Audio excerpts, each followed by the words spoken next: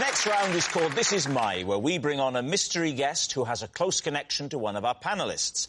This week, each of Lee's team will claim it's them that has the genuine connection to the guest, and it's up to David's team to spot who's telling the truth. So please welcome this week's special guest, Jonathan.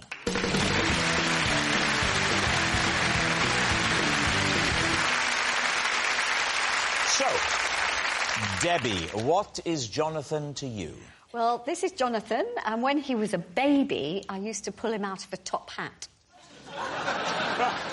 Bob, how do you know Jonathan?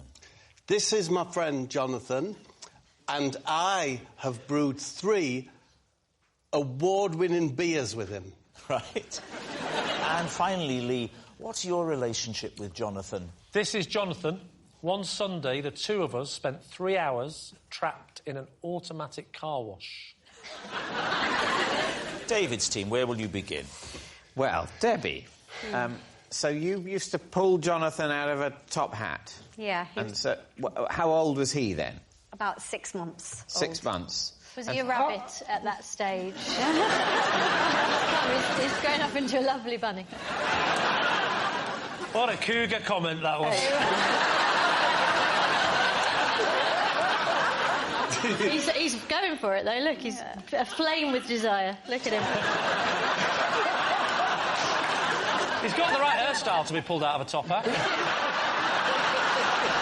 So, where did this happen? This was in a summer season in Bournemouth. Debbie, how big was the top hat then? It was a prop top hat, so it was a bit bigger than a normal one. But, you know, babies aren't very big. He was only about this big. 6 months, not very big. Yeah. And so... And was he the son of someone else in the summer season? Or No, was he one of the Chuckle Brothers' offspring or something? No, it was a feature in the show, and we had different babies on different nights. You know, they were like in rotation, and they came from an agency. So, who would bring Jonathan to the theatre? His mother. His mother? Yeah. And what would happen to him... I mean, I don't want you to give away the magic trick too much, but where was he stowed up to the moment where he's pulled out of the top hat? I can't tell you because I'm a member of the Magic Circle and I can't give That the is a secrets really away. handy thing for this game. I like it. Can you come on every week? Well, don't give anything away, Debbie, but talk us through the trick. There was a pretend rabbit. And then Paul would lift this big top hat from underneath and tipped it forward. And that's when I would come over as the assistant and take Jonathan out and say, and here's the rabbit's turned into a real live baby. And the audience And went, I'd be like boo, we hate babies. No, they didn't. How long did they have to wait to be revealed?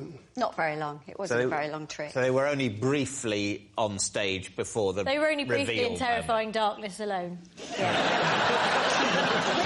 Which they are in a cot when they go to sleep at night. And indeed in a womb. Yeah. I mean, that is the ultimate trick, isn't it? Now, who would you like to question next? Yeah. Bob, remind us what it was that you've said. How do you know Jonathan? Because I have brewed 3 award-winning beers with Jonathan. what are the names of your award-winning beers? The one that's my favourite is called Kiss the Alderman. That's an IPA. Kiss the Alderman, an IPA, yes. IPA. Another one was a stout, and it was called Retail Park. Retail Park.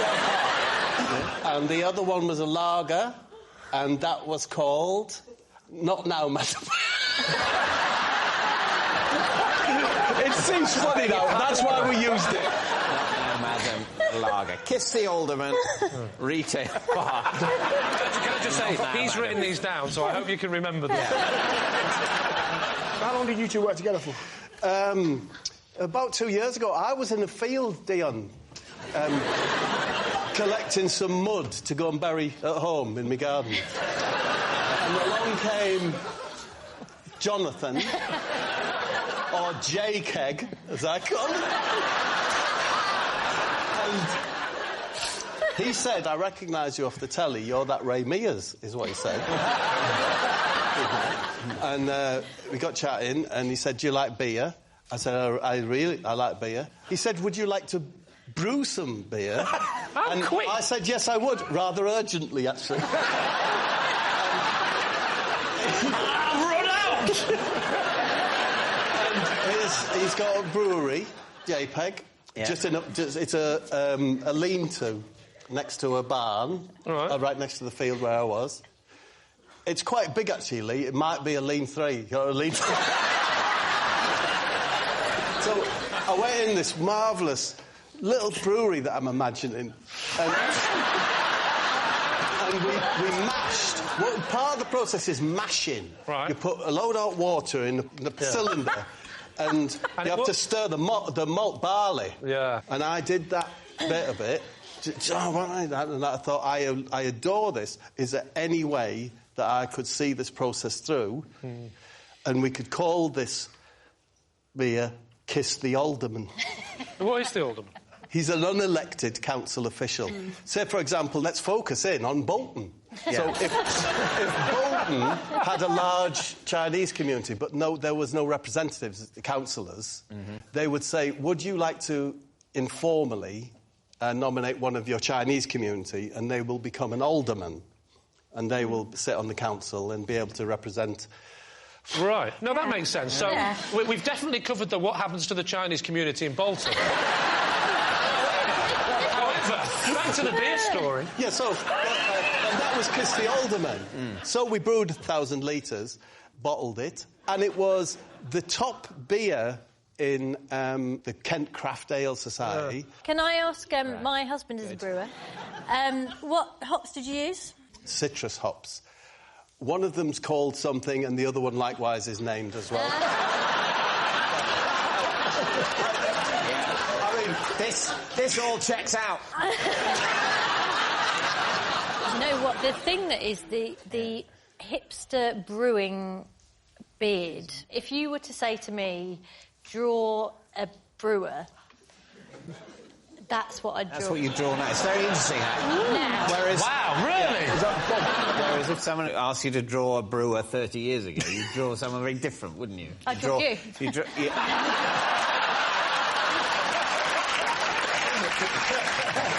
Now, what about Lee? Lee, remind us of your claim. This is Jonathan. One Sunday, the two of us got trapped for 3 hours in an automatic car wash. Where was it? Where was the car wash? It was just outside the car. Near where I live in southwest London. Whose car was it? Who's driving? It was my car. And was Jonathan in your car with you? Correct. He was the passenger. Why? How do you know Because Jonathan? we can't both drive.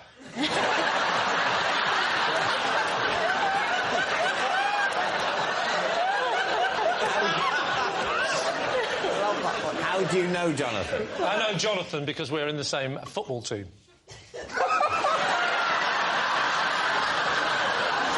What is it, a bring your granddad to? So were you driving back from football? Driving to football. Driving to football. Washing your car on the way to football. Oh, I'm looking forward to the game, young Jonathan. I really can't wait. But tell you what, let's wash the car first, so that when we arrive, everybody says, oh, Lee's doing well.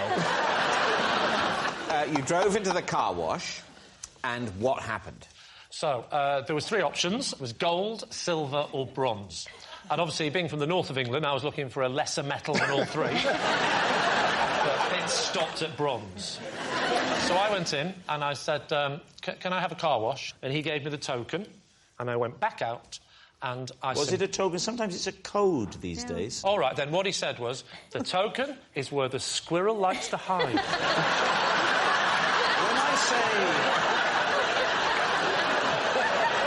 When I say code, I don't mean riddle. I mean a series of numbers that you put into a keypad. On this occasion, it wasn't. You put the token in the slot. Yes. You advance into the car wash. The weird things start going. Yeah, so the big brush at the front that goes over your bonnet, that came towards us. Yeah. And then the side ones came. It was the side ones that caused the main issue. They got to the door, stopped, and just kept doing that. And we couldn't open the doors. And it did not stop for 3 hours. I know, it sounds unbelievable. What? Why don't you climb over into the back seat and get out one of the rear doors? Because it's a 2-door car. And I'm assuming this happened before the invention of the mobile phone. No, that was not true. It was during the invention of the mobile phone. During it? During the invention. No, in fact, do you know what we did? We were so stuck, didn't know what to do for 3 hours, we decided to invent the mobile phone. No, it was... his phone was in his sports bag, in the boot. Where was your phone? My phone was with me. Why didn't you use your phone? Because the battery had gone. How did you eventually get out? I absolutely screamed and screamed, and this stranger passing by saw a big button on the thing that said, emergency stop. So he pressed the button, and it stopped, and when it stopped, it reset itself back to how it should be. We opened the door, and I went in. And he went, you're back again. I said, yes, that's about my car. So what's up? I said, tell you what's up. The doors are phenomenally clean. All right. We need an answer. So, David's team. Is Jonathan Debbie's magic mate, Bob's brewing buddy, or Lee's car wash companion? I can't believe Lee's story is the kind of story I would have to invent to tell my husband if I'd been in a car with Jonathan for 3 hours.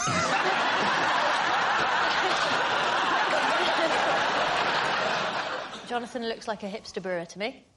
What do you think? I think it's Bob. I think they're mates and they've done some brewing together, yeah. Yeah, OK, You think Bob met him in a field while collecting mud? He said, come and have a look at my brewery. Yes, yes. And we're going to call our beer Kiss My Alderman. It's not Kiss My Alderman. It's Kiss the Alderman. I'm so sorry. If it's true, I'm sorry. Rob, you can immediately appreciate why Kiss the Alderman is much more marketable than Kiss My Alderman. I certainly call mine the Alderman. But very popular with the Chinese community.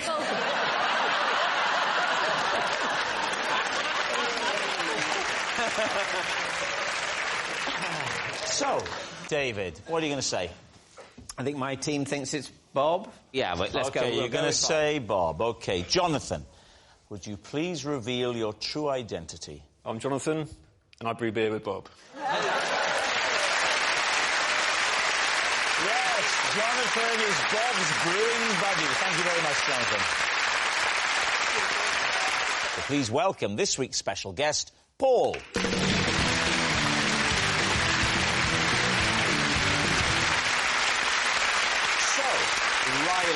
What is Paul to you? This is Paul. Paul's my plumber, and he came over to fix a leak, but ended up cutting my hair. Right, so, Ryland's hairdressing handyman. Mary, how do you know Paul? This is Paul, and every Christmas I sing carols to Paul's cows. Mary's festive friend. And David, what is your relationship with Paul? This is Paul, and while browsing in a bathroom showroom, he persuaded me to hop in a tub with him to test whether it would fit him and his wife. Lee's team, where do you want to begin? All right, we'll start with Ryland. When was this haircut? This was Big Brother Power Trip 2014. What did you say before that? I've measured years by Big Brothers. Big Brother. How many brothers have you got? No, I work on Big Brother, so I do it by the theme, and the reason Paul came round... I measure it by Big Brothers, 2014. Was he giving you a haircut for Big Brother? No, but he ended up giving me a haircut for Big Brother. So my brother-in-law knows Paul, because my brother-in-law's an electrician, and he said, Paul, do the plumbing, because my brother-in-law did the electrics. Is everyone paying tax? Just checking, because I know how these things can be. You know what it's like. Paul's giving me a right look.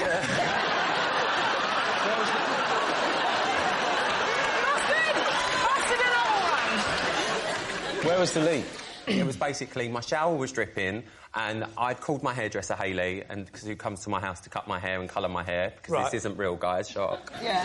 And I said, babe, can you come and do my hair? It's Big Brother starts tomorrow. It's the launch. I need my cut and colour done. And she said, babe, I'm in Tenerife. And I was like, are you joking? It's fine. I used to do hair when I was 16. I said, I'll just do my own colour because I've got everything indoors anyway.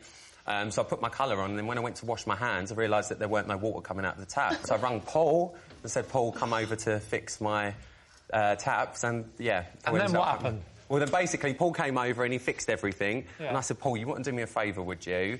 I've obviously got everything at home. All I needed was, like, my sides and my back just shaved, and I've obviously got the razor. It's, like, number 4 setting or whatever. Why have you got all the equipment at home? Because I studied hair when I was 16. But can I say one rookie error? With? You. What you've done washing your hands. Everyone, even if they're doing Gloves. it, wears gloves. Yeah, so why have you got it on your hands? Because I was colouring my own hair, so I had to do the back. The gloves come in the packet. Yeah, but it doesn't go all the way out there, darling. Oh, so it was David, when you do yours, do you wear gloves or do you mind the dye going on? I just get a team of people round. I think, you can't afford to take risks with your look. Yeah. So this was one day before you were due to film Big Brother? It was on the Thursday and we launched on the Friday. You let a plumber take a razor blade, shave the back of your head before you did national television? Right, it was very, very simple. It was Here's a detail then. So, he fixed the water, and then you had a shower to get all of the stuff out of your hair. And what did Paul do while you were in the shower? I'd made Paul a coffee, and this was before, obviously, that I took my colour off, and I said, Paul, do you mind just sticking around 15 minutes just while I wash this colour off? I'll dry my hair and we just shave it. This sounds a little bit like the start of Confessions of a Plumber. Oh, Paul, I just need to pop into the shower. Paul came in and there was some 70s jazz music. And what sort of job did he do? Was you pleased with it? Yeah, very pleased. Everyone said my hair looked nice. How long did it take? He did a good job. Like 5 minutes, not even Well, that. it's about 25 minutes if he's a plumber with fag breaks and tea breaks. He didn't react, he's not a plumber. I think he might have died. OK, so, shall we move on to Mary? Mary, yes. Mary, just remind us, Mary, cows. what is it that you claim here with Paul? I sing to Paul's cows at Christmas. Oh, yes. Right, what do you sing to them? Away in a Manger. You sing Away in a Manger to them, yeah, and what's that one? Well, you should know, you do it every year. Cattle are lowing the babe. That one, the baby That is away. Away in a Manger. Yeah. That's Away. And, that one, I sing that one. I suppose the big question has to be why? Well, because apparently they really like it. I'm not a particularly good singer. I'm not a particularly good singer, but they like being sung to, and it's a kind of... why do they like being sung to? They find it very moving. Yeah, Is there a reason that he chooses you as opposed to somebody who admits they can sing well? Well, no, it's not just me. Oh. I'm part of the community who, live near Paul, and, we all get together to sing. What's the actual purpose of this? Lots of things. You give thanks, it's Christmas, and probably, that the cows are going to be in for the chocolate. Well, I was about to say, if you really want to thank the cow in a way that would mean something to the creature, you've got to let him go. Well, that doesn't make any sense at all. What are you thanking them for, then?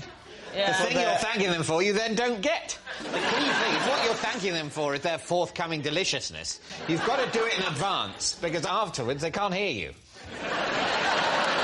He's really caring farmer, I have to say this. He's, a little bit of a hippie. And I'm a bit of a hippie, and we connect, and we sort of think, this is a really lovely thing to do. Not so much of a hippie that you don't mind killing the cows. Hippies can kill cows. You probably don't kill the cows yourself. You outsource them. That's the system. I don't kill them. Don't kill the cows yourself. I sing to them. That's very messy and upsetting. Send them to an abattoir. A lovely abattoir. A pampering abattoir. It's like a spa, but with knives. Right, what about David? So, David, remind us again. While browsing in a bathroom showroom, Paul persuaded me to try out a bathtub with him to see if it would fit him and his wife. Right. How did he approach you? What was the conversation? Well, he approached me and said that he recognised me from the television. Right. On which I have appeared. Oh. You had your I'm David Mitchell T-shirt on again, did you? What were you shopping for that day? A small basin or sink. A small one? A small one. Don't want to treat yourself? Like those guys.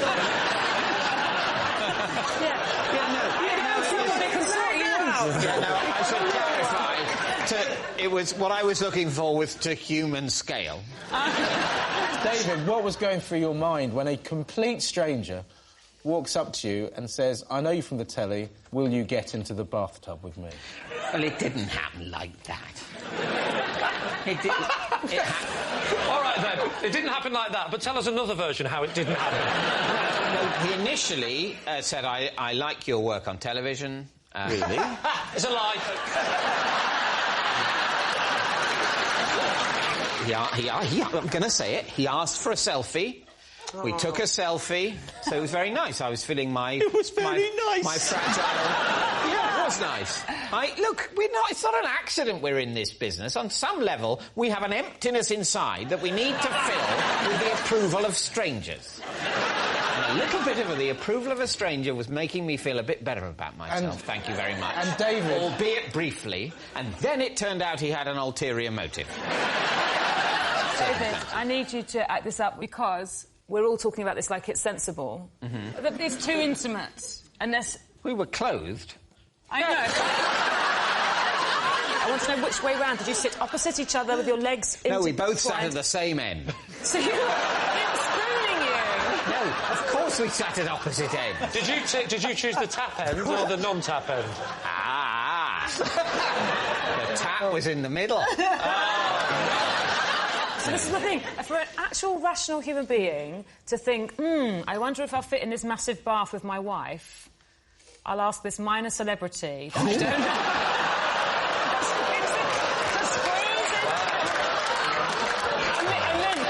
Look, Elton John was in the shop and he'd said no.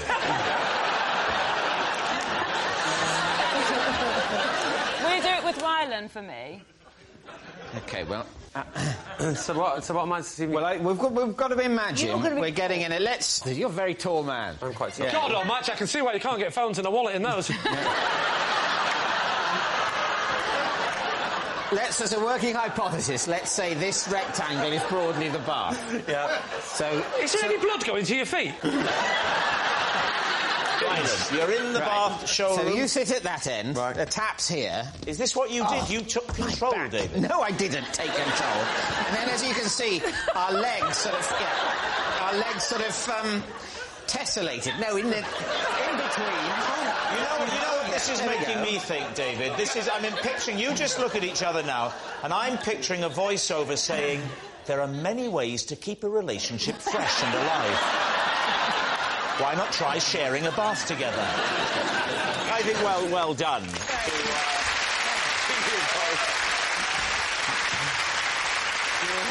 Right, now then, we need an answer. So, Lee's team, is Paul Ryland's hairdressing handyman, Mary's festive friend, or David's bath buddy?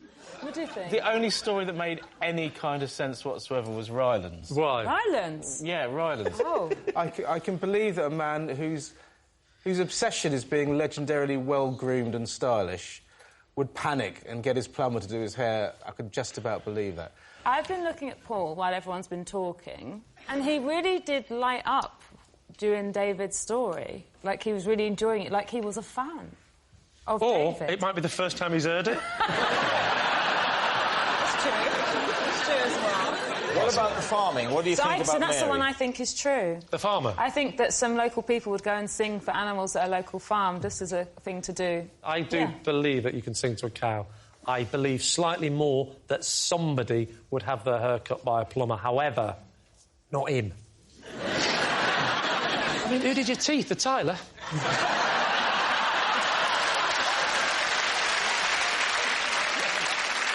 Go on then, we'll say Mary. You're going to say it's Mary? OK. Paul, would you please reveal your true identity? I'm Paul, and every Christmas Eve...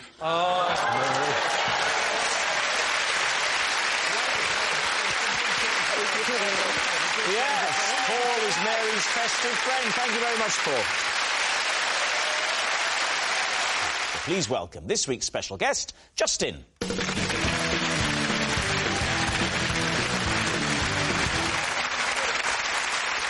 So, Aston, what is Justin to you?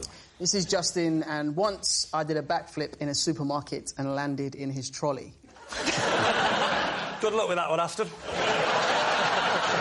Olivia, how do you know Justin? This is Justin. He is my neighbour, and he has had a parcel in my hall for the last 7 months. And he's here tonight because I want him to take it home.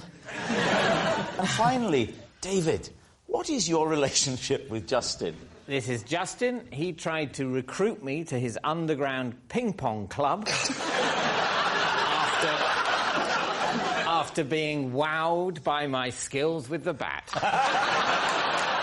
So, Lee's team, where to begin? OK, so we know you can do the backflip, Aston. I've seen that in action, so that's true. However, there's a little bit of the story I'm doubting. OK. You flipped and you landed in his shopping trolley. Yeah. So the big question is, was that deliberate or was it an accident when you were shopping? An utter accident. Oh, come on! I promise you. Where was this? In, where was we, Asda? And whereabouts in the country was this? Peterborough. In Peterborough? My hometown, yeah. So I was with You're my from mum. It was Peterborough. literally like not long after myself and the boys did the X Factor, and it was just that kind of crazy time when it's a bit like, OK, everyone's... That like, kind of crazy time where you think, I'll carry on shopping in Asda in Peterborough. Why would you be doing backflips just casually in a supermarket? I mean, that's the bizarre bit, isn't it? Basically, some guy and his daughter just, oh, would you do it? Would you do it? Oh, she's a big fan. And I was just like, I mean, I'm in a supermarket. Were you on your own? Oh, no, I was with my mum. To my knowledge, there are two parts of a backflip. The second part is doing the backflip. The first part is having a quick look behind you to check there isn't a trolley or something like that there. Exactly. So that's not part of the backflip, is it? You can't say there's two parts of a backflip. The second part is doing the backflip. You could say that about anything. There's two parts of writing a symphony. The second part is writing a symphony. The first part is the day before you write a symphony. Is it hard to believe that an experienced backflipper wouldn't at some point have learnt to just have a quick... It's actually on YouTube. It's on YouTube? You can check it, yeah. I can check it? Yeah. Well, then stay there. This is one of the easiest rounds we've ever had. I'm just checking it now, Aston. We'll use that for proof later. It would slightly be not in the spirit of the game, Lee, to... And also, it's not going to work on my hand, is it? That's not... You see? Better actor than you thought, Rob.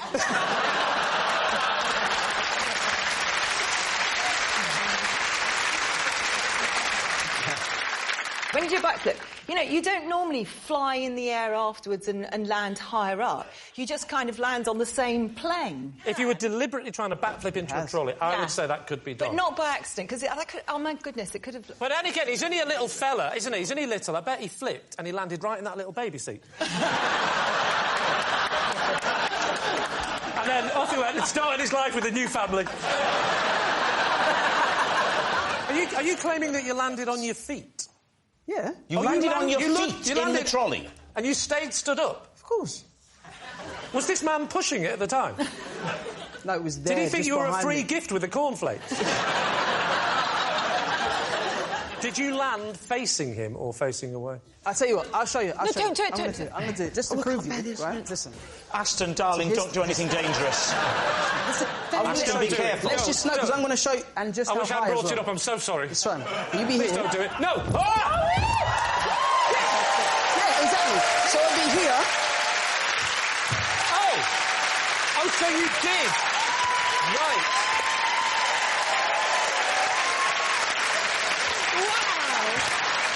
I'm sorry, I take back everything I've said. However, you're still lying. Well, what about Olivia? OK. Oh, I've forgotten what she said. Olivia's got a package in her hallway that she's had for 7 months that he should have collected from her, and I'm quite annoyed by that already. When you say neighbour, you mean actual neighbour or Not communal... my immediate neighbour on either side, but he's 3 down the road. OK, and so he wasn't in and the package came to you with a little card or whatever posted to him to say where it was. Have you still got it? Yeah. Well, it's here in my dressing room. Why has it been 7 months? I don't know. I know he's a wildlife photographer, so he probably travels a lot. And when I've taken it to him, he hasn't been there, so I've left a note. It's still here. And then he's missed me and left a note going, I came, but it wasn't there. And in the whole 7 months, has he ever left a note to say, sorry, tried to catch... Oh, yes, 3. What did the note say? Sorry. That was it? Sorry about the package. I did try, but you weren't in. The question is this. What is in that package? I haven't opened it, but it's an irritating shape because you can't get the pushchair through the door hole. You have to fold down the pushchair to get past it. What? So it's long and thin, and I think it might be, I don't know, a blind or a, curtain rail. What's the girth? Is it like that sort of girth? There's a lot of packaging around it. So he can't get through his letterbox. You haven't tried? No. So you have to... That's the whole point. Well, that's been so irritating. We have to ring the doorbell. He's not there. OK. And she said it's really irritating. She sort of looked at him apologetically as if to say, I didn't mean to call you here on telly to say you're an irritating neighbour. But she is a professional actress. I know. So, I mean, she could just be lying. That's very good, though. So you've brought it in tonight. You've brought it in. I thought this would be an extreme... Is this the only reason you've come on the show? Just to give back a parcel? What about David and the table tennis? Oh, we're actually going through with all that, are we? David, remind us of your supposition. He tried to recruit me for his underground ping-pong club because he was impressed by my skills with the bat. Can I just check, when you say underground, do you mean underground literally, it's underground, or do you mean it's a bit devious? I don't think there was any illegality, but it was, to a certain extent, subterranean. It was in a sort of basement. In his basement? No, in the basement of an advertising agency. Are you good at table tennis? I'm a bit good at table tennis. Not very good, but I'm better than you'd expect me to be. And how did this man see you play table tennis? Well, I played it there at the basement. How do you know him? He's a friend. I know him in my life. He works in the media. To be absolutely clear what you're saying, apart from me and Rob, you have another friend.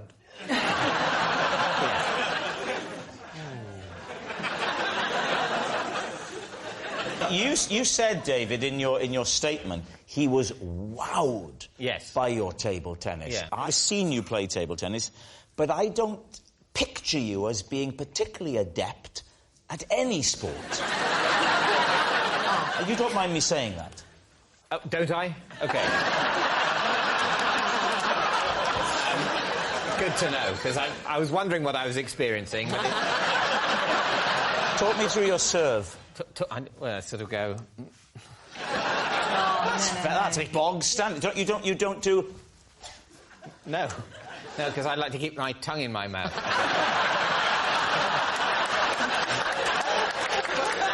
Right, ready? OK. I played it to your forehand, you idiot. Well, I couldn't see the ball's invisible. Because you're not an actor of sufficient imagination, are you? If you were a better actor, Rob, you'd know which side that you serve. Do you want me to serve to you, David? What, don't stop playing with him? No. It's all right, we can get it over. No. Stop it. Give me your bat.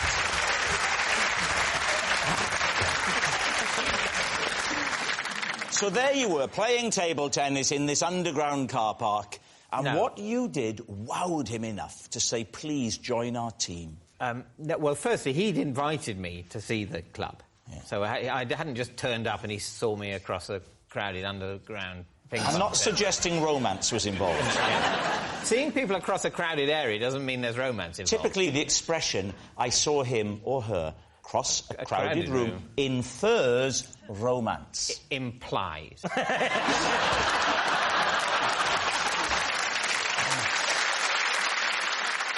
Well, we need an answer. So, Lee's team, is Justin Aston's shocked shopper, Olivia's neglectful neighbour, or is he David's ping-pong pal? I think anyone that's prepared to stand there that long while all this is going on is a wildlife photographer. Or one of the others, and he's been told to stand there for that long. If what you're saying there is true, Michaela, then we've had a wildlife photographer on every single episode. Do you know what he doesn't look like? A man who shops at Asda. He has got Waitrose written all over his face, hasn't he? I think Olivia's story is very believable. The apologetic look when she described him as an irritant is either the greatest piece of acting of my generation or a typically British response of, I've got my neighbour on telly and told the whole country how annoying he is. I'm torn, but I'll go with Olivia, then. You think it's Olivia? Right. Justin, would you please reveal your true identity? I'm Justin, and I tried to recruit David for my underground ping-pong club.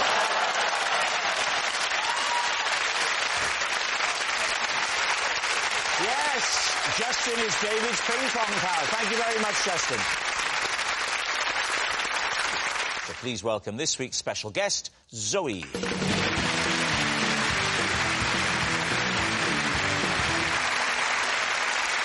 So, Thomas, who is Zoe to you? This is Zoe, and while handing her a prize at the UK Weather Awards, I was struck on the head by a Perspex lightning bolt. Right, Thomas's weather woman. Scarlett, how do you know Zoe?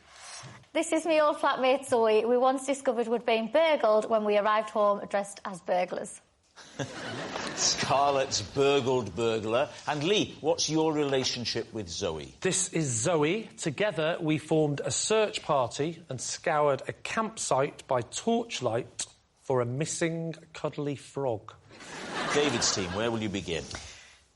Thomas, this was at what awards? The UK Weather Awards. And what are the UK Weather Awards given for? Best rainstorm?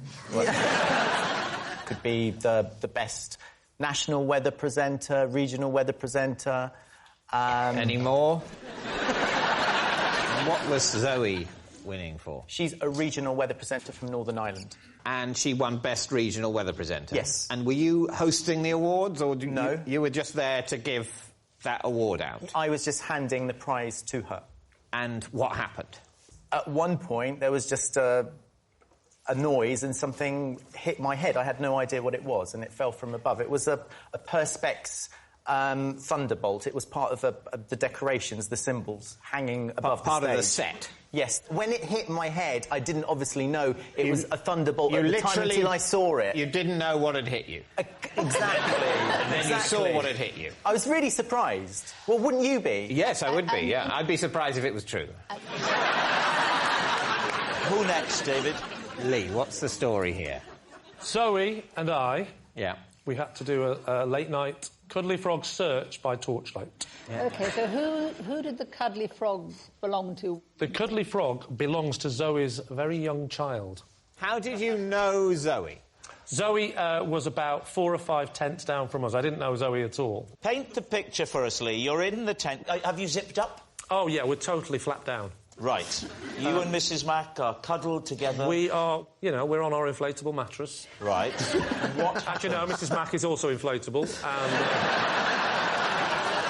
it was very much an inflatable. The kids, they're not really either. And then a rat-a-tat-tat. Yeah, you don't do it on a tent, it wouldn't work. A flap. And what happened? I heard a sort of distressed... signal, as the only way I could say. A whimper. Now, who is this? This is Zoe, or is this still your wife? This is not my wife. This is Zoe, who I don't know at this point is called Zoe. No. Zoe is outside the tent, sounding a bit distressed, and then I heard maybe 3 or 4 tents down the crying of a small child. Oh. Oh, where's my frog? He said, where's my frog? And I said, darling, we'll finish this in a moment. I must go out and... We'll see what's going on. So she put the Scrabble set away. So I stepped out of the tent and I said, are you OK? And she was a bit teary and she went, not really. My child's I thought taught... she had a Northern Ireland accent. Oh, no, that's... They can't all be true. Do you know that means that you're now not telling the truth? Yeah. Think about the logic of that.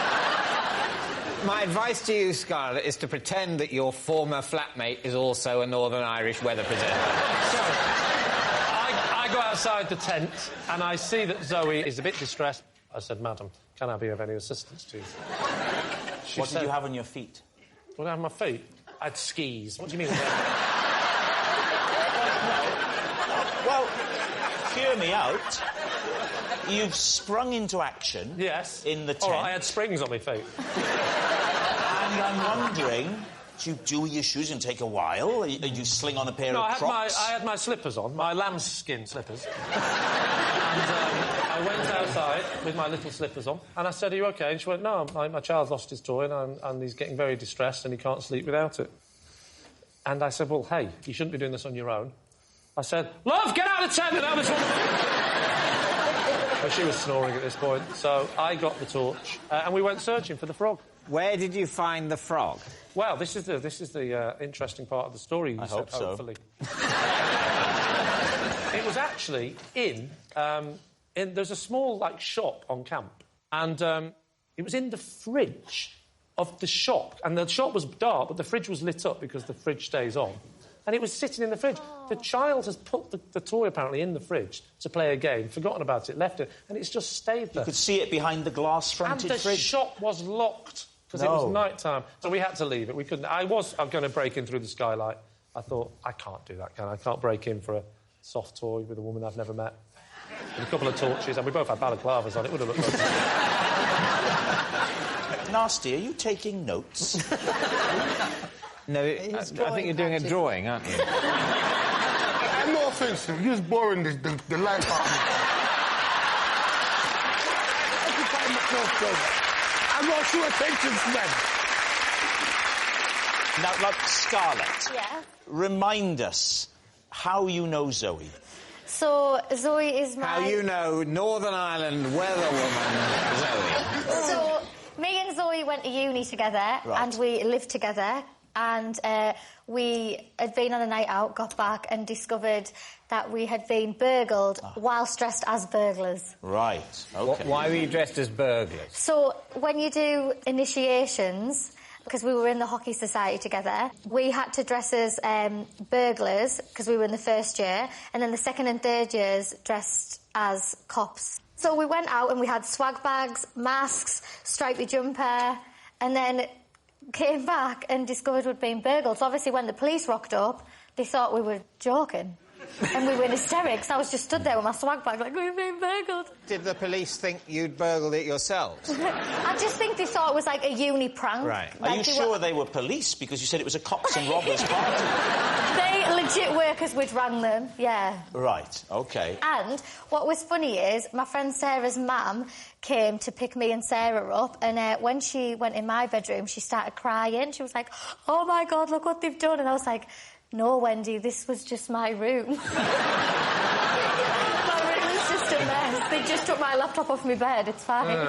Why would they smear that on the walls?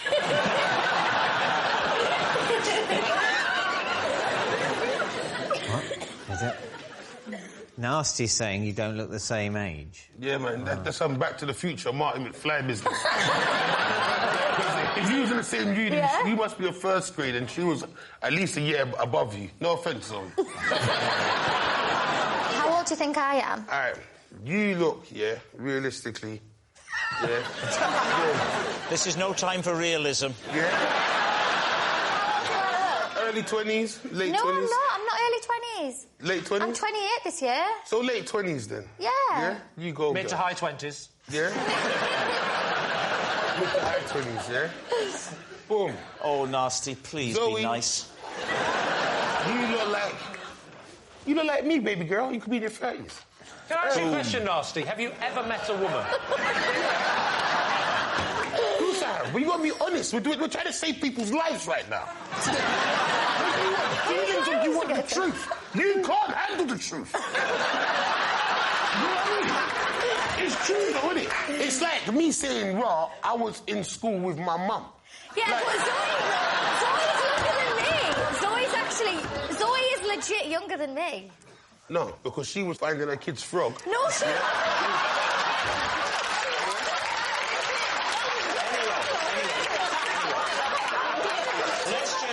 Let's just say, boom, move on. Prue, what do you think? I believe half of Lee's story. Is that all right? Well, that's a first.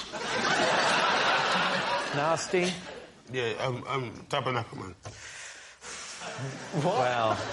Tabernacle. He definitely means you, Thomas. What's the name of our Prime Minister again? Theresa May. Yeah, see, I mean, although at time of broadcast it won't be.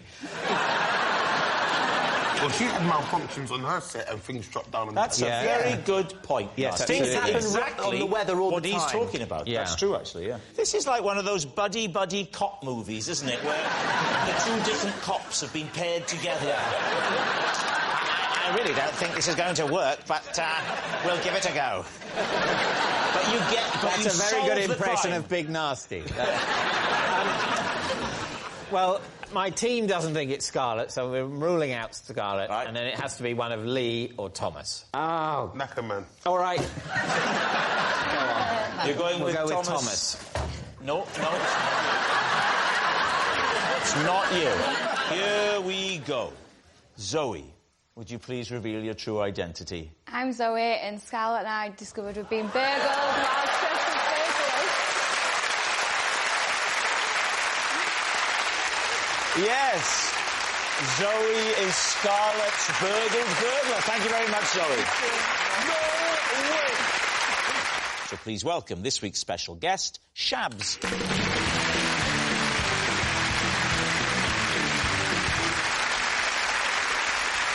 So, Sean, what is Shabs to you? This is Shabs. I keep my chicken drumsticks in his nuclear bunker. Right, so, Sean's bunker buddy. Johnny, how do you know Shabs?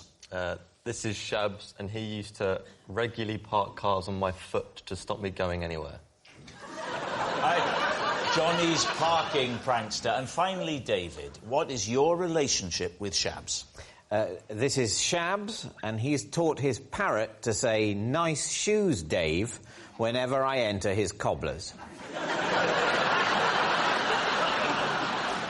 Lee's team, where will you begin? Should we start with Sean? Let's start with Sean, I think, yeah? You leave your chicken drumsticks in his nuclear shelter. Is that what you're claiming? Yes. OK, enough questions. Johnny. Where is this nuclear shelter? In a field out the back of his garden. Which part of the country? Mid-Kent. I don't think anyone's ever referred to whatever area you're talking about as Mid-Kent. I mean, people say, where are you from? Oh, I'm mid-British. You're not Mid-Kent. Well, you say I'm from the Midlands. That's the middle of Britain, isn't it? But anyway...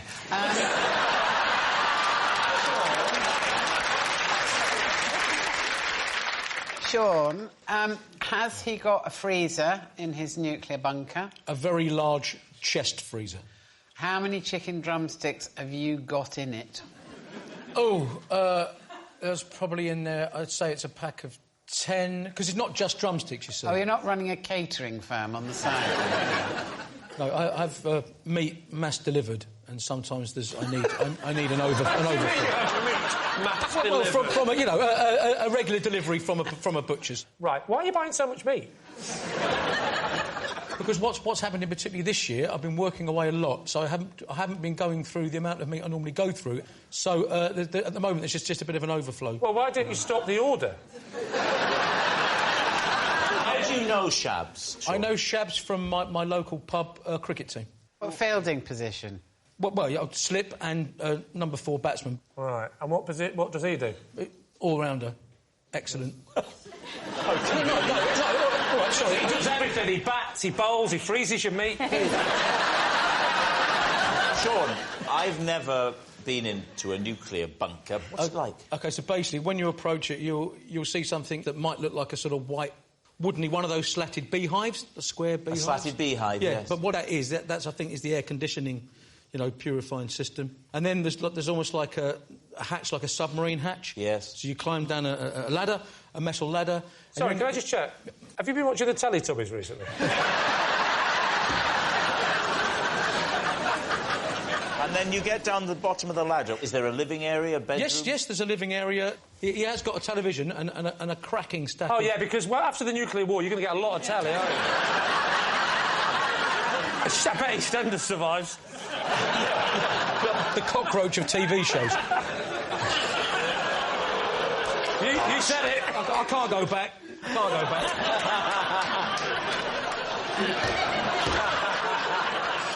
But he's got a cracking selection of videos. Oh, I bet he has. Video player. And now the truth comes out. Yeah. I'm just going to see Shabs to get some chicken drumsticks, love. Shan't be long. Right, Lee, who would you like to quiz next? OK, Johnny, so just remind us again what this fella did to you. He used to park cars on my foot so I couldn't move. You couldn't move? On your prosthetic foot? Obviously on the prosthetic one. He's a friend of yours that did this, or is he... I used to work in a garage, and Shabs worked in the garage. Where was this, Mid-Kent? In St Ives. St Ives? St Ives? Not Cornwall St Ives, Cambridgeshire St Ives. Cambridgeshire. I mean, he do it? Because surely you sort of saw the car coming and you moved away. He'd try and stop on the foot, but sometimes he'd miss. But if he got it, he'd pull the handbrake and get out of the car and walk off. I want to know, how did it start the first time? I was working there and Shabs joined, and one of the other guys told me it'd be quite funny, because he didn't know that I had a prosthetic leg, to get my foot trapped under a wheel. To try and spook him? Yes, but it didn't. It awoke a sort of bloodlust in him, didn't it? So the start of this story was that it was all I thought humorous. that he was perhaps bullying you a bit, and it turns out it's the other way round completely. The person you tried to bully at work turned out to be a sociopath. Right, what about David? Why does he keep a parrot in the Cobblers? As a pet. As a pet? Yeah, he's not a colleague. Did you go to the Cobblers a lot, then? Because for him to go through all the effort of teaching a parrot to say, nice shoes, Dave... I mean, I've probably been to a Cobblers, like, twice in the last 5 years. So do your shoes kind of wear out really quickly, or...? Well, I suppose I probably do go to the Cobblers quite a lot. OK, then that's fine. And what sort of voice does the parrot have? Could you give us a taste of the parrot? I'm so sorry? A flavour. You want me to do an impression? Not so much an impression, more an evocation. I suppose it would be sort of... I don't know what it's going to sound like until it comes out, so I'll be... I'm pretty sure it's going to be quite I'm just bad. going to say, yeah, I'm listening to it at the same time as you, so... Welcome to my world. Nice shoes, Dave.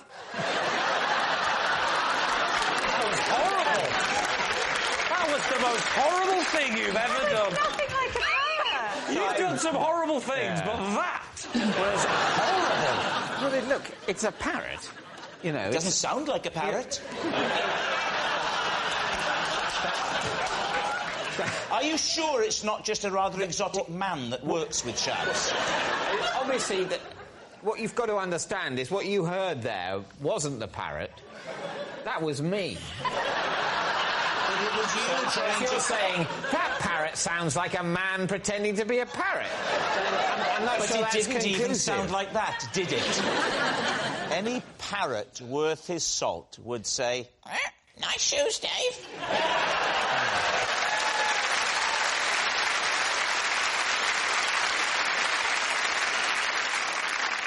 Listen, Rob.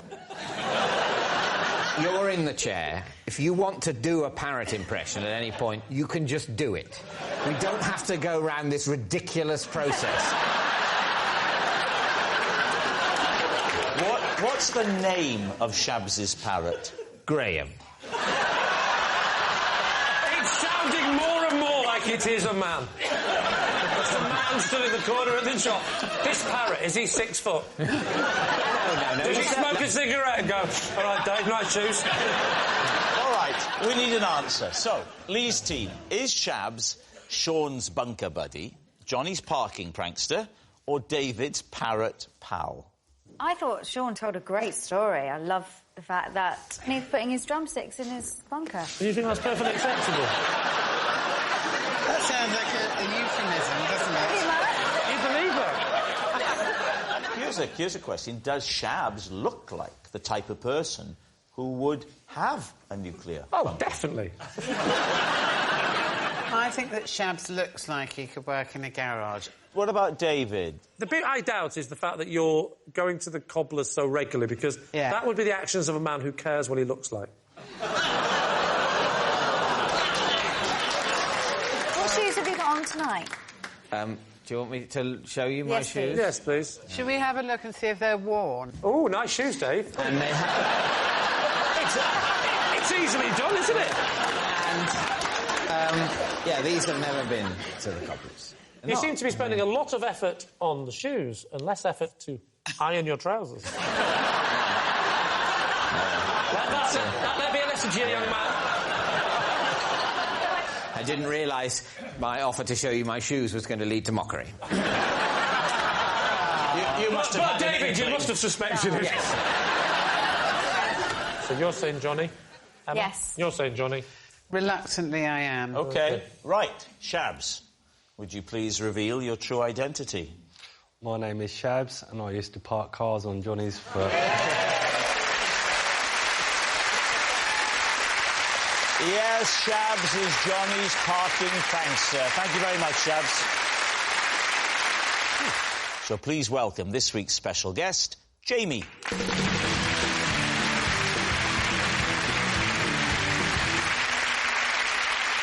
So, Rory, who is Jamie to you? This is Jamie, and after a mix-up in a tattoo parlour, we now have each other's tattoo. Daisy, how do you know Jamie? This is my ex-boyfriend, Jamie, and I used to put sleeping pills in my parents' tea so I could sneak him into the house. And finally, Lee, what is your relationship with Jamie? This is Jamie. While staying at an Airbnb, I mistook him for an intruder and attacked him with a whisk. So, there we have it. David's team, where would you like to begin? Daisy, when did you go out with Jamie? When I was about 14, 15. Where did you get the sleeping pills? My mother had them to get to sleep. What was the drug? It was just regular kind of night-old sleeping pills. I don't know. Over the counter? Over the counter. But they weren't prescription. They weren't like some hardcore thing from a doctor. So you were trying to get them just to nod off a little bit earlier than they would have done. Yes. What sort of time would you administer the dose? So I would administer, especially when they're watching Inspector Morse. So I'd say, "Can I make you a cup of tea?" They'd say, "Yes, please," and I'd be in the kitchen putting them in the... How many times did you do this? How often did you do this as a tactic? I think for the duration of our relationship. Which was? About a year. What was it about Jamie that was so unacceptable to your waking parents? Because he was a very angry goth. And he didn't treat me very well. See, I wasn't necessarily assuming that your parents didn't approve of the relationship, just that they didn't approve of you, the thought of you holding hands with him. No. Did you think you were coming on Jeremy Kyle? So you've drugged your parents. What happens next? Then they go to sleep. What, in the chair? No, they say... And you say, "Come on in, you come, my lover, don't worry about them, they're out for the count." They say, "Strangely, this episode of Inspector Morse doesn't seem as gripping as normal. Let's get an early night. Who cares who did it?" They get very tired watching the show. They poodle off up to bed. At this point, he's finished work at the Chinese restaurant, so I sneak him round the back gate. And because he's a goth, he's very well camouflaged in the dark. Then Mum goes to bed, and we just listen to Iron Maiden very quietly and write goth poetry together.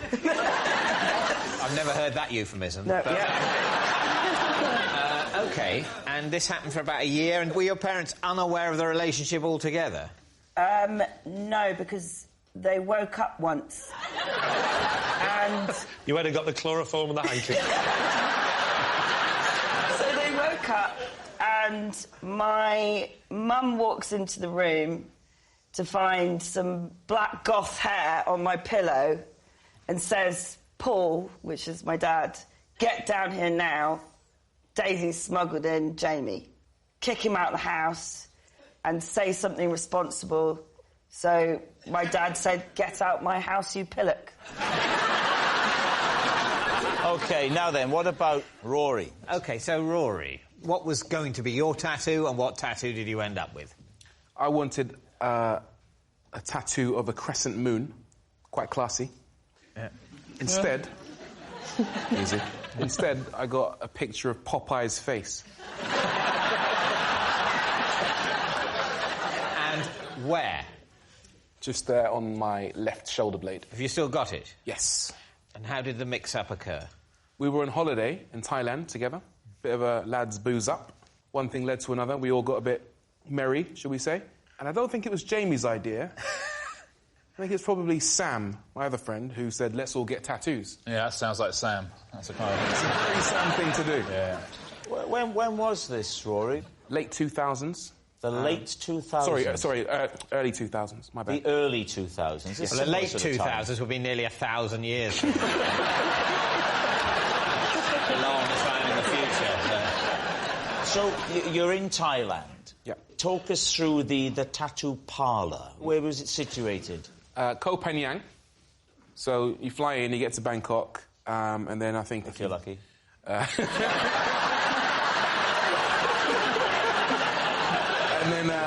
then you travel to Koh Phangan, and there's this little parlour, and they're used to tourists coming in all the time, and they have multiple beds, if I remember correctly. How classy.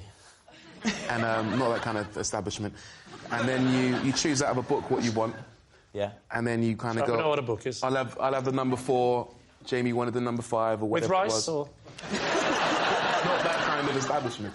Okay. And then So it is neither a restaurant nor a brothel. The kind of establishment it is a tattoo parlour with beds and a low standard of administrative competence. You'd have gone out a storm on this stag weekend, David. Rory, how long was it before you realised the mistake? Immediately. Yeah, you stand up, there's a mirror there, you go like that. And there wasn't a picture of a classy crescent moon, there was a picture of Popeye's face with the pipe and everything. Who was more upset by this outcome, you or Jamie? Me, by far. Right. Absolutely. He's now got a classy crescent moon on his back. I've got Popeye. Are you not following this? OK, now then, what about Lee? Remind us, Lee, of your claim. So this is Jamie, and while staying in an Airbnb, I mistook him for an intruder, and I attacked him with a whisk. OK. And where was the Airbnb? The Airbnb was in Rye. And why were you staying in an Airbnb in Rye? Because I like to get away from my family, full stop. No, I like to go away and write and just get some peace and quiet, so I go away for 2 or 3 days, occasionally, very occasionally. Why did you Get married in the first place? I don't know. I've asked myself every day the same question. Why did you choose a whisk over a knife? Well, as you may know, that a lot of people that are attacked in their home are often attacked with their own weapons, because what they do is they take a weapon, like a hammer, and they go, get out my house, and then the burglar panics, and then he grabs the hammer, and a fight ensues, and then the person ends up getting injured. So when I opened the drawer, I had to make a selection. And I couldn't go knife for the reasons I've just explained. I looked at big rolling pin. I could get attacked with that. But you can't go the other way either. You can't pick up the Mr. Men jelly mould. And I had to find out what was the perfect middle ground between... It looks aggressive and offensive, but I think it'll be all right if he tries to hit me with it. What's the most he's going to do? Mess my hair up? And you wouldn't want a knife. You wouldn't want to kill him. You'd have a whisk. You could just beat him.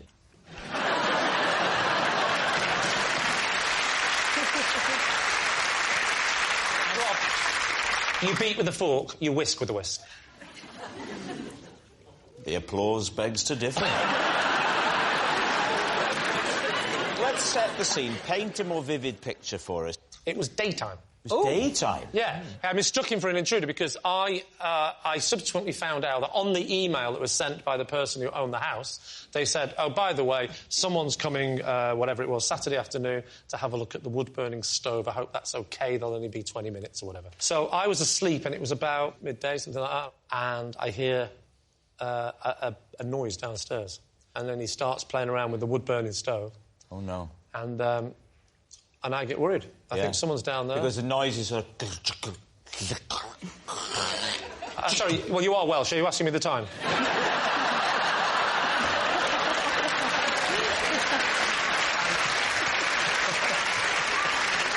And so I go downstairs, and I see this figure. I panic.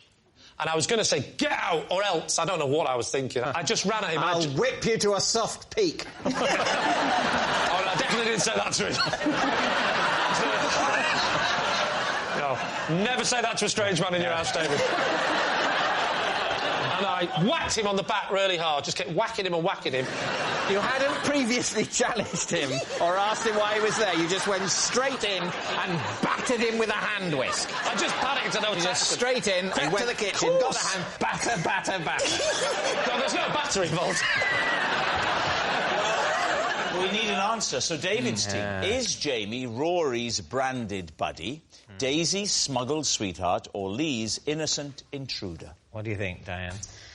Well, I'm not sure about night owl. I don't think it's that strong. So I think Daisy's lying. Yeah. How old do you have to be to know about Popeye? Oh, that's... Because I think... Why would he pick... Yeah. It doesn't ring true. OK. You know that if it's not Daisy and not Rory, that means it's Lee. That's right. Can't believe. So, what's it going to be, David? I think it's Daisy. You think it's Daisy? I could be persuaded that it's Daisy. We'll go with Daisy. You can say Daisy? Yeah. Jamie, would you please reveal your true identity? I'm Jamie, and I used to sneak into Daisy's house. Well done, guys. Yes, Jamie is Daisy's smuggled sweetheart. Of course, this is not something you should ever do, putting sleeping pills in someone's tea. And thank you very much, Jamie. So please welcome this week's special guest, Maria.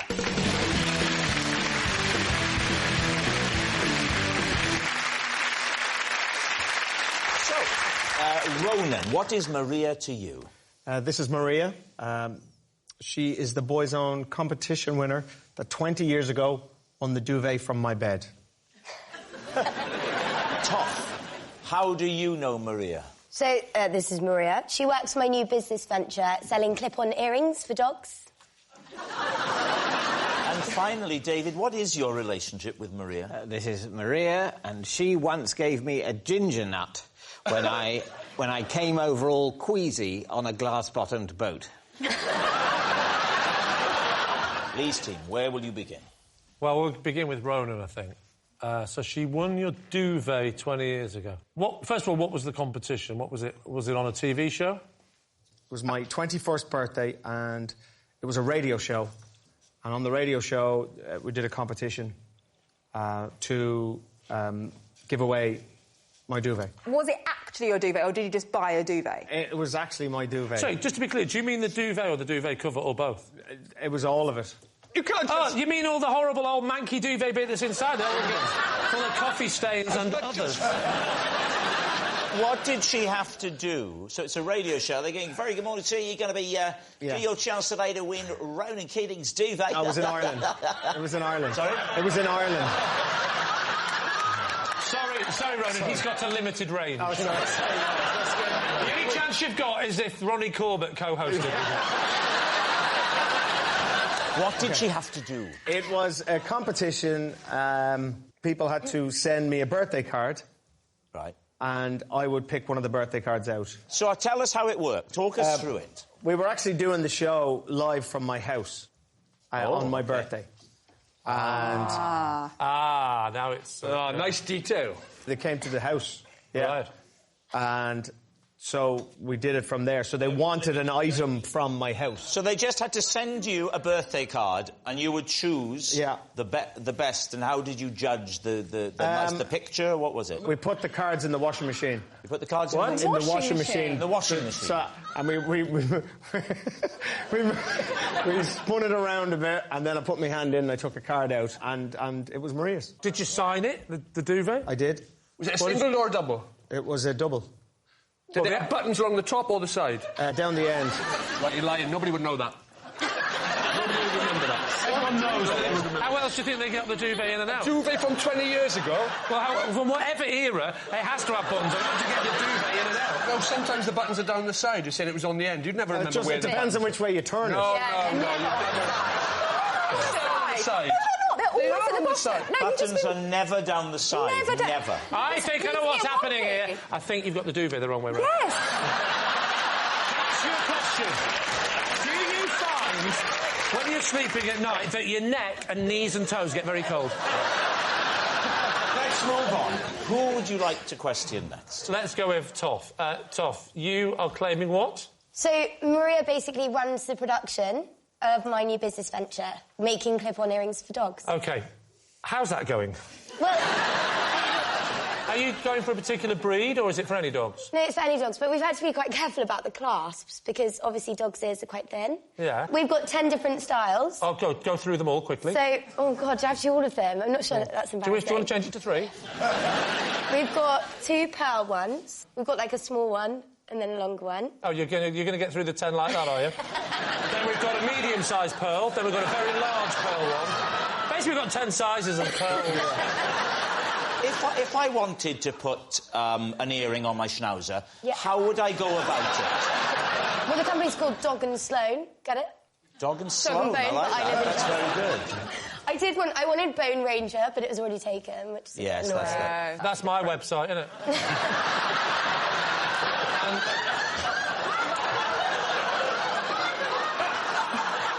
What does Maria do for your business, and how did you recruit her? I found her on... it's called Radio HP. Have you heard of it? It's like Gumtree for posh people. It's like what? Gumtree for posh people. Right. It is. What did the advert say? It just said, work based in Battersea, production manager. Battersea, because you think they'd be good clients, though? Yeah, captive audience, literally. Yeah, exactly. Yeah, because that's what homeless dogs are looking for, priority, isn't it? Who's looking for a new home, then? No, I'm looking for a new pearl drop. They do an array of size of pearls, apparently. How big is this business going to be that you're going to have people? Maria's one of 4. She's one of 4 staff members that are working for you. I'm not joking. Okay? I promise. One of 4. Oh, you promised? Well, why didn't you say? Oh, I didn't know you were promising. Oh, that's a whole different ball game. Oh, we don't need to ask any more. We don't need to ask David. It's tough. She's telling the truth because she's promised, doesn't she? What about David? OK, remind us, David, of your... well, Maria gave me a ginger nut. Oh, yeah. When I came over all queasy on a glass-bottomed boat. I've known you long enough, David, to know that you would not accept a ginger nut from a stranger. Where were you in the world? I was near the island of Capri in Italy. Who were you with, David? I was on my own. On your own? You were on your own? Hey. No. On holiday on your own? No, my wife and child had consented to join me on the holiday. Why were you queasy? Because of the undulation of the boat caused by the action of the sea. Nothing to do with the glass bottom, then? It wasn't because... Well, I think it might have been something to do with the glass bottom, because one thing they tell you not to do if you're suffering from motion sickness in a boat or a car, they tell you don't just stare at the floor. If you've paid to go for a ride on a glass-bottomed boat, you're wasting your money if you just stare at the horizon, which you can do from the land. The whole point of the glass-bottomed boat is to look straight at the bottom of the boat, which is, ironically, the very action that will make you nauseous. And so I say it's a design fault. What was Maria doing on the boat? It's a glass-bottomed boats are for tourists, really. They're not used much in international freight. So we were all of us on the boat, really, apart from the driver, was there in a capacity of a tourist. And she came prepared for the trip with some ginger nuts? Yes. We all do. Who doesn't go sailing without ginger nuts? Well, me. Well, ginger nuts are... That's what they recommend. I just recently did a programme with the Navy, and that's what they recommended. Ginger nuts, they swear by them for travel sickness, for motion sickness. Do they? Absolutely. Ginger nut biscuits? They do. So she said to you, let me offer you a ginger nut. Did Maria say anything else? What was the exchange then? She said, I can't really remember, but she said... What, you just ignored her? You took the ginger, you went, thanks very much. Oh.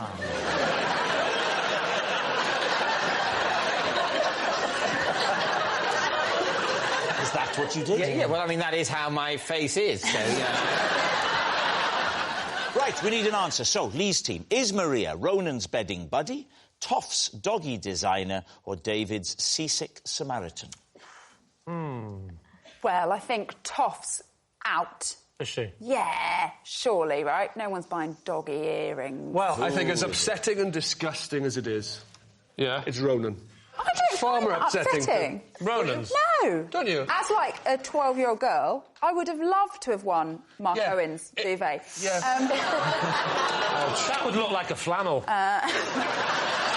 What about David? Well, you see, David, nauseous, on a boat, no one was gone with him.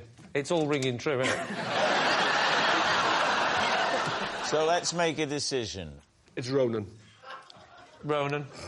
We'll go for it. You're going to say it's Ronan? OK.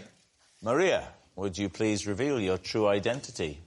I'm Maria, and I won Ronan Keating's duvet. Yes, Maria did win Ronan's duvet, and she has kept it all those years, and it's here. Which side does it? Open! Oh, yeah. Well, he signed it. That's nice. Yeah. And just clarify, there was never a cover. There was never a cover? Never a cover. You cheapskate. Which is different to their albums, which was full of covers. There you go. Isn't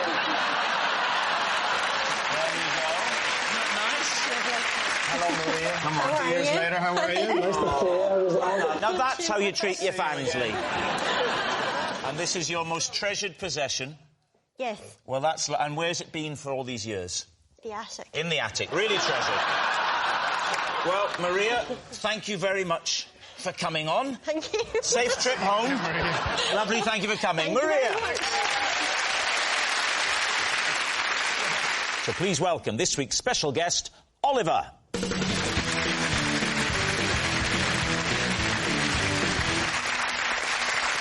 So, Rachel, what is Oliver to you? This is Oliver. He once came to my rescue when I jumped off a bridge by mistake. Alex, how do you know Oliver? This is Oliver, and I once took a worm into the DIY store where Oliver works and asked him to colour match some paint to it. Finally, David, what is your relationship with Oliver? This is Oliver, and we've become friends since he was cast as me in the German version of Peep Show. Where do you want to begin, Let's Lee? start with Rachel. Where were you, first of all? France. And why did you accidentally jump off a bridge?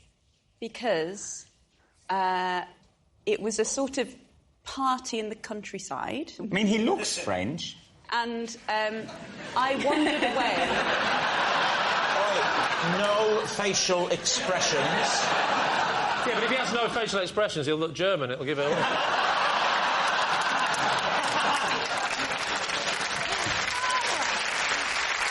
So, Rachel. So, it was dark, it was night, and I jumped over a stone wall to go for a wee. Classy. And then it wasn't a wall, it was a bridge. And it was a sudden drop of how far? 2 metres? 2 metres? A 2 metre drop? Yeah. I mean, I thought that was going to be more dramatic. I'm not very 2 good metres? With, I'm not very good with... So you'd have been all right? Well, Yes, she I'm all right, clearly look. didn't die. But you didn't... Did you actually do the jump, did you say, or did he stop you before you jumped? No, I was in the river. Oh, you did fall into the Yeah, river? yeah. 2 metres? I mean, what flashed through your mind when you were falling? That was quick. I'm fine. 2 or 3. I'm not very good with... Right, do a different system. I want you to imagine now that you've jumped and then tell us when you've fallen, and I'll use my... OK, So, ready? do the run and jump. No, that's 4 metres. 4 or 5 metres, that. I think it probably was. That's the height of this ceiling, that. That is unsurvivable. So, but what happened then? So you land in a ditch, and then Oliver comes, says, "Oh, mademoiselle," and then... Is he French? Oh, he's English? But I'm enjoying this. But I thought it's all happening in France. Yeah, we were in France. They don't have to be French to be in France. And that's the problem. I think a lot of the world's problem would be solved if everyone just stayed where they're from. So, you've jumped over the wall. You land in the water. What happens then? So I was a bit hurt, and then I started shouting. What did you shout? Well, help. And then Oliver came with a couple of other friends from the party we were having, and they lean over the bridge, form a sort of human chain. Oh, it's with, all like, getting a bit Three Stooges now, is it? Arms round ankles situation. Oh, they're holding onto his ankles. Arms round ankles. Wow. So you had 2 people or 3 in the chain? 3 including me. So there was a What, they man... pull you back up from the... What are these, Chinese acrobats? Who did you flip at the end? It worked. Like, I got out. And I've lived to tell the tale. So, Alex, what was your lie again in regards to Oliver? So I took a worm into a worm into a DIY store where Ollie works and said, "Can you make me some paint this colour?" The worm on its own? Or Yeah. in a bit of furniture? Furniture? not a woodworm. I think she means an earthworm. Like a garden worm. What colour was it, Alex? Well, this is the thing, Stace. Brown, traditional. Yeah. But if you look at the little belly of a worm, it's got this lovely brick pink kind of hue to it. No, I was going to say like your shirt, but no, not that. Not like that. I do not want my house in that colour. I love the shirt. I still don't understand the claim. Right, so what she's saying is she took a worm from the garden. Yeah. Okay? An earthworm. Yeah. What do you call them in German? Worm. OK.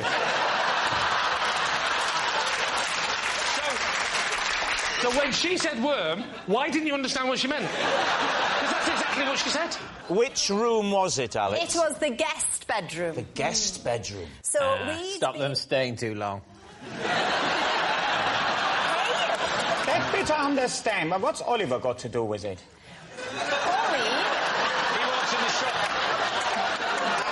He works in the shop. I'll tell you one more time, then this is it. He works in the shop. She took a worm. He colour matched it. She went home, painted the guest bedroom. Here's the question, though. Yeah. Why not photograph it? Why did you have to take the worm in? Because they put it on the slide and then the machine will tell them which colours they need. It was living, was it? No, dead. Did you kill it, or did you find it dead? Why are you asking awkward questions? So you painted your guest bedroom in earthworm pink. Did you not find... You know that horrible thing when birds smash into the windows? Was that not happening more and more? Wow, look at the size of that one!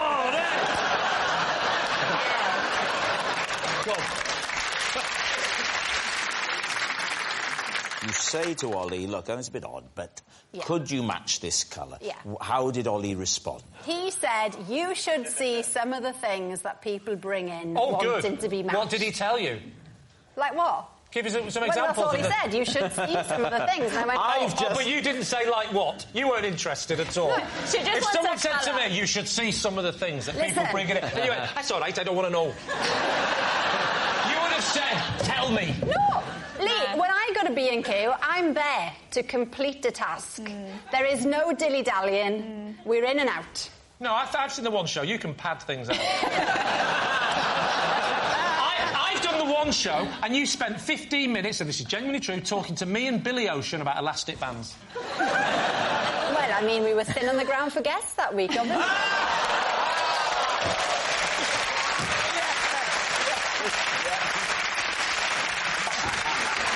All right, now what about David? Just remind us of how you happen to really know Oliver.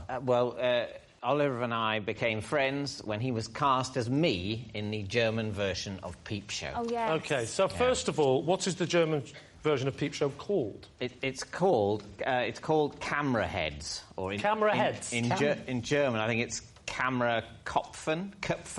It hasn't been on yet. It hasn't been on yet? It hasn't been on But yet. I feel does it like start? Peep Show's had its day, hasn't it? So why...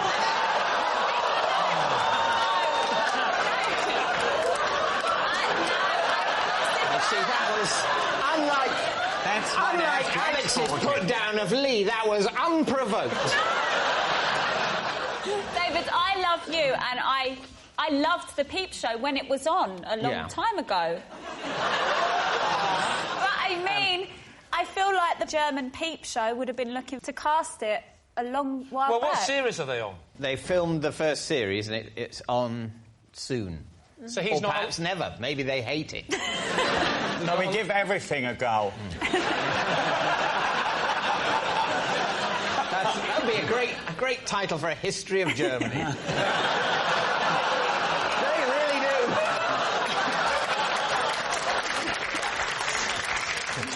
And you say you've become friends? Yeah. How has this friendship blossomed, David? Oh, because I've known you for 11 or 12 years now, and I would barely call you an acquaintance. Thank you. How come old Fritz here suddenly your mate? Well, I don't know. We just, we clicked more.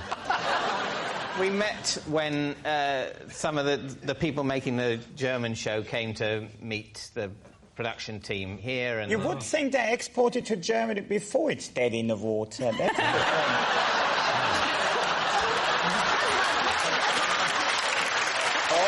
We need an answer. So, Lee's team. Is Oliver Rachel's helpful hero, Alex's paint pal, or David's Deutsche double?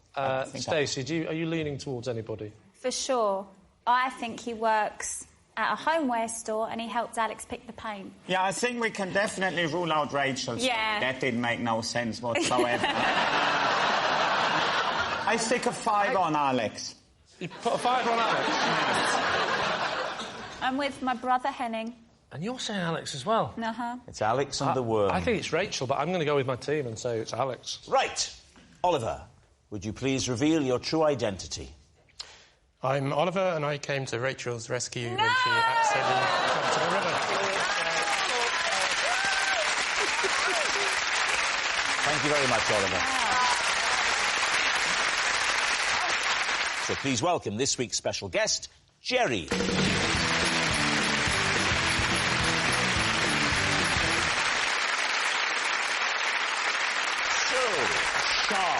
What is Jerry to you?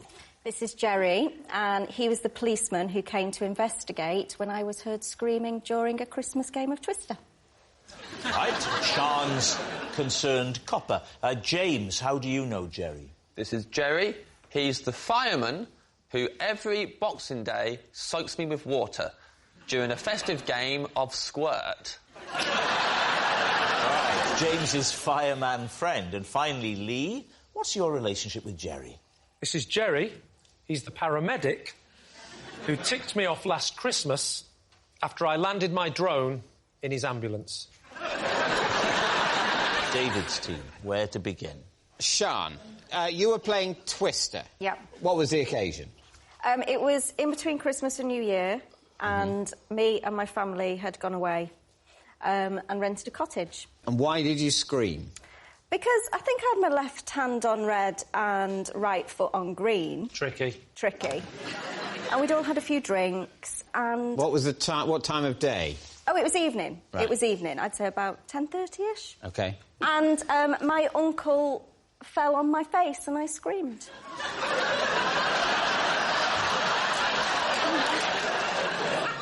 And you would scream, wouldn't you? You would scream. Was he a friendly uncle? Very friendly.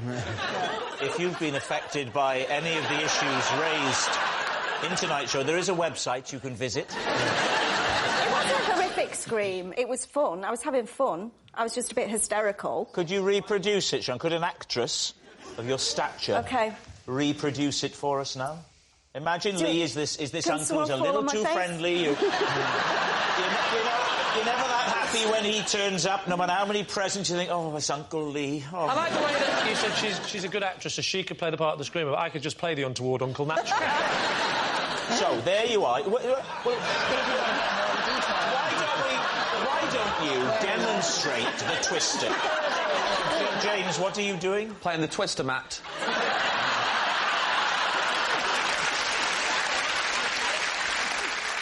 It wasn't a scary scream. It was like a... because I was having fun scream. How did the neighbour next door hear it if it was just a little scream? Did the uncle let out anything as well? Did I certainly did not. So what happens then? So suddenly there's a knock on the door. Yeah. And what happens when Jerry arrives? Well, we're all just having fun at this point. We've all had a few drinks. We all invite Jerry in, see if Jerry wants a sherry. He was really lovely about it. Right. So is there a police station in this village? And they're all on duty at Christmas week, are they? There's always got to be a policeman on duty somewhere. To look out for madmen like you pushing donkeys down lanes. Now, what about James? OK, James. Just remind us, James, what it was that you said. Jerry is the fireman who every Boxing Day soaks me with water during a festive game of squirt. Oh. OK. What's going on? Squirt is a game. Is it? Yeah. 2 teams of firemen. OK, so that's... For a game of squirt, the first thing you need is 2 teams of fire. And they go either side of a river.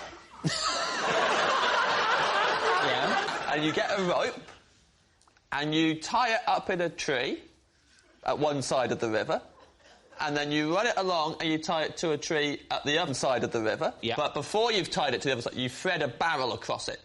Of course you do. You just thread a barrel. Yeah.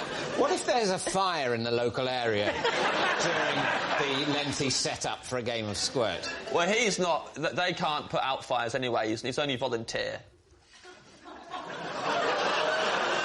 Sorry? They're just a volunteer fire brigade. They're not allowed to put out fires. What are they allowed to do? Just look at them? They are permitted to pick up litter. Where do they get the fire engines and everything from then? Their fire engine's an old one. It's more like a ice cream van that's painted red. The volunteers, do they have the uniforms? No. The Kettering Volunteer Fire Brigade have a T-shirt, and it has an emblem on it of a fire being put out by a beer.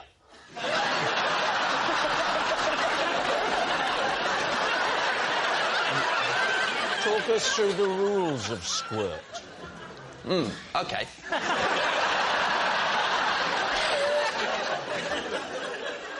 You get the barrel to the middle of the rope, right in the middle of the rope, and then both teams aim their hoses at it. Are the volunteer firemen allowed real water, or do they just mime it?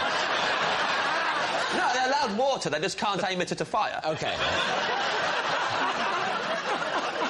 If there was a fire, they would have to turn the hose off. Right.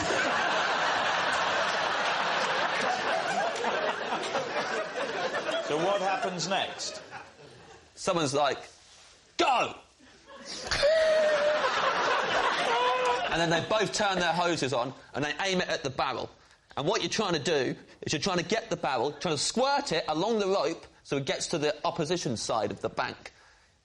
And all the water is hitting this barrel, and we're standing on the bridge.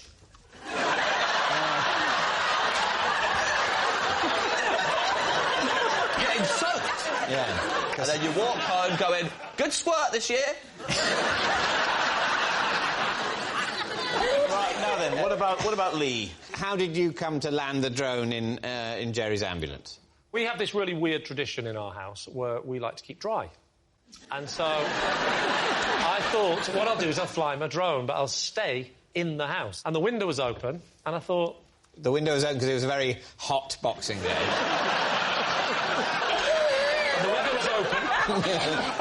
The window was open because my wife always has the heat on very high over Christmas, and I'm not a fan of the radiators, so I opened the window. Yeah. And I was practising in the bedroom, and I thought, I'm so in control of this, rather than go downstairs and fly it, I'm just going to go straight out the window. Was the drone a Christmas present? The drone was a Christmas present, correct. Who gave you a drone for Christmas? Not you, because you got me nothing. Yeah. It was my wife. Your wife got you... It's a very romantic present. A drone. She's heard me say it to her a lot during the year. Drone, drone.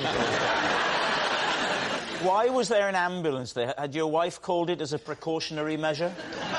The ambulance was actually the house over the road, and as I was flying the drone, I looked over, and a man was carried out on a stretcher. And I think, can't quite see what's going on, but I thought I'll have a little look at that. And my drone has a camera attached to it, so I fly my drone over. That's getting closer and closer. No, I'm getting quite a good... It can help, I think, when someone's just had a heart attack or something. Something shocking or strange really helps them really get it together. I thought so. Yeah. And so I was watching it and I thought, this is interesting. And then he gets put in the back of the ambulance and the doors stay open and Jerry goes in the back.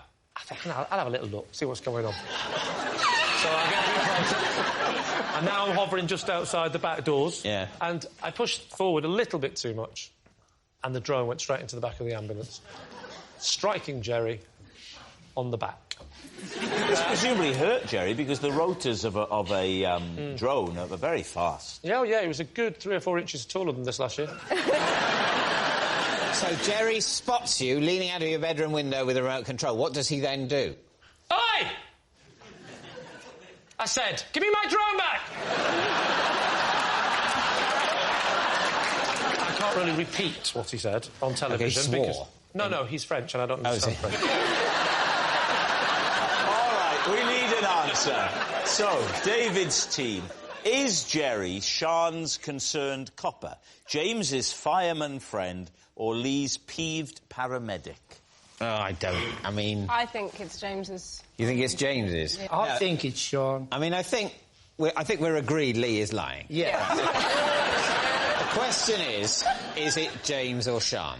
I think it's a mate of James's from the pub who was a volunteer fireman. I'm not happy about this. Because my instinct is that James is telling the truth. Right. But I know what that's saying publicly. I know what I am then believing. I'm believing a game that is played across a river between volunteer firemen with a souped-up ice cream van and squirting a barrel in which the locals come and stand and watch in just the place where they get splattered with water. What's it going to be? I think it's James. You're going to go with James? Yeah. Go on, Jerry, I'm saying it's James. Would you please reveal your true identity? I'm Jerry, and I'm a volunteer fireman who soaks drains on Boston Road. Hello, Jerry. Yes, Jerry is James's fireman friend. Thank you very much, Jerry.